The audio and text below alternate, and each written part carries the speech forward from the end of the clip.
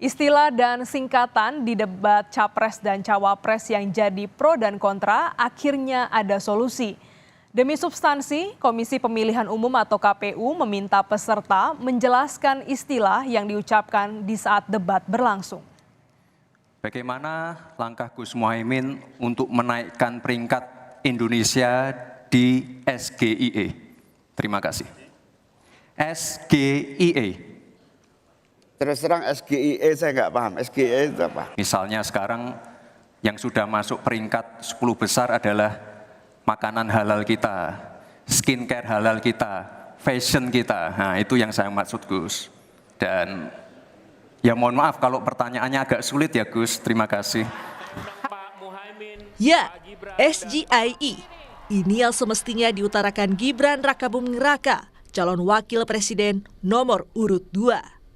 Karena singkatan ini adalah singkatan bahasa Inggris State Global Islamic Economy, adalah tentang peran negara dalam urusan syariah. Namun, Gibran mengucapkan dengan lafal Indonesia SGIE. Dan senyum gembira Gibran mengucapkan SGIE dan carbon storage di debat perdana calon wakil presiden 22 Desember lalu akhirnya dibahas Komisi Pemilihan Umum atau KPU dengan peserta debat di rapat Kamis kemarin. KPU membuat aturan baru pada debat seri berikutnya untuk calon presiden maupun cawapres dalam kontestasi pemilihan presiden 2024. Jadi antisipasinya gini, dua hal kan layernya. Yang pertama itu tentu mau tidak mau tugasnya LU dari paslon untuk briefing kepada capres ataupun cawapres pada saat pelaksanaan debat agar singkatan itu bisa dipanjangkan.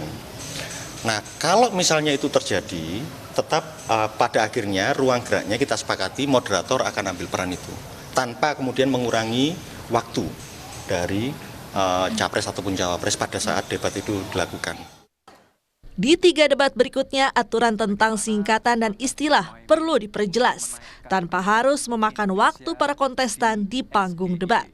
Soal penampilan pada 22 Desember, menurut para cawapres, sebetulnya tidak ada masalah dengan singkatan dan istilah asing, asal bukan untuk menjebak lawan debat. Biasa namanya tanya itu kan ada yang kita tahu, ada yang kita harus tanya dulu. Kalau dia nanya ternyata ya harusnya berbahasa Inggris, dia omongkan pakai bahasa Indonesia, kita nggak paham. Bahkan menurut Mahfud MD, cawapres nomor urut 3, bila ingin menjebak lawan, dia punya ribuan istilah asing yang bisa digelontorkan saat debat. Ya nggak apa-apa, itu kan lihat SMA, mencari yang kalau tingkat itu mestinya yang substansi aja, uraikan latar belakangnya lalu apa maksudnya gitu. Kalau cuma istilah-istilah sulit, saya bisa mencari 1000 istilah sulit sehari yang orang lain nggak tahu. Kalau cuma mencari itu ya. Meski lagi-lagi menurut Gibran tidak ada yang aneh dengan istilah yang diucapkannya karena sesuai tema debat, yakni ekonomi dan investasi. Berarti ini gaya original Mas Gibran menggunakan kata kalimat yang ekonomik dan teknikal, Mas. Baru sendiri ya, Mas? Sama-sama. Ya, jangan lagi. Tidak ada kata-kata sulit, itu istilah biasa dalam investasi.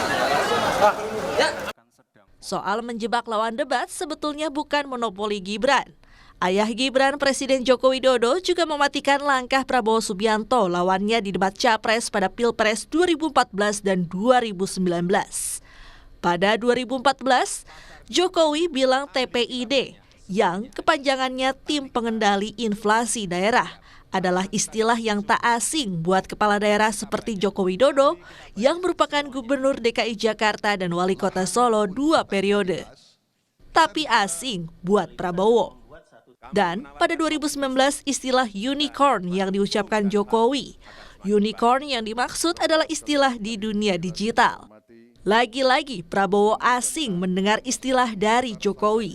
Setelah melalui 3 pilpres, akhirnya KPU bisa merumuskan format debat yang lebih mengedepankan substansi ketimbang gimmick yang jadi pembicaraan publik, seperti penggunaan istilah dan singkatan asing. Tim Liputan, Kompas TV.